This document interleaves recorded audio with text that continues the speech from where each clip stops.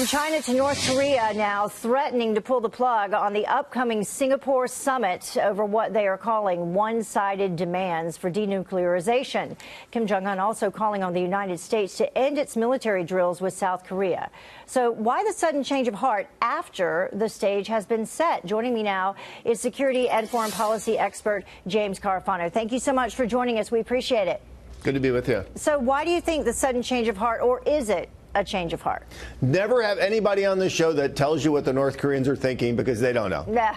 I mean, and you know, we should never presume to know what to. I mean, we haven't seen a pattern of North Korean behavior before where they you know do the we're the angry guy, pay attention to us, and they're conciliatory.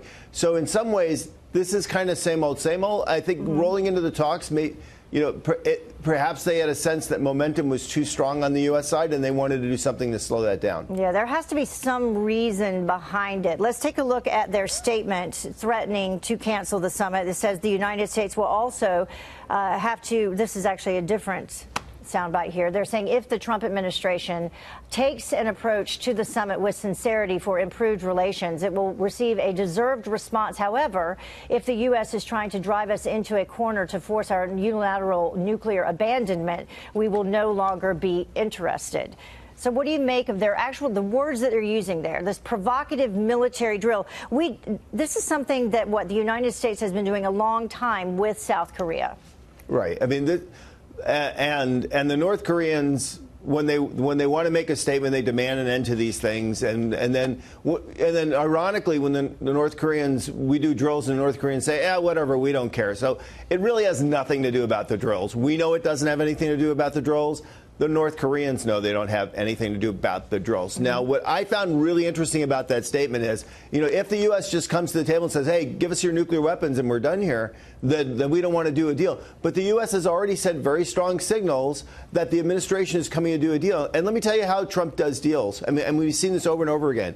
His deals are not 100% for me and nothing for you. And they're not, you can have whatever you want, just give me a deal so it looks good and I get my Nobel Peace Prize.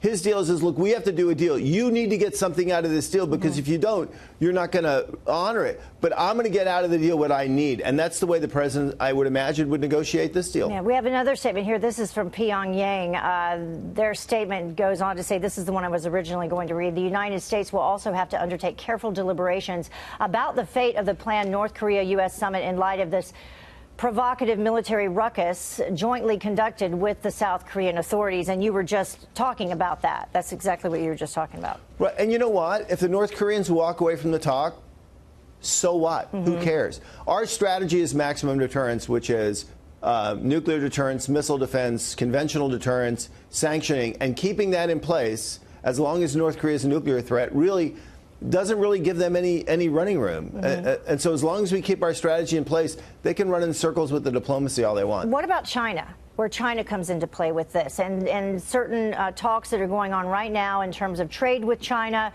Is this any sort of leverage that China can use here?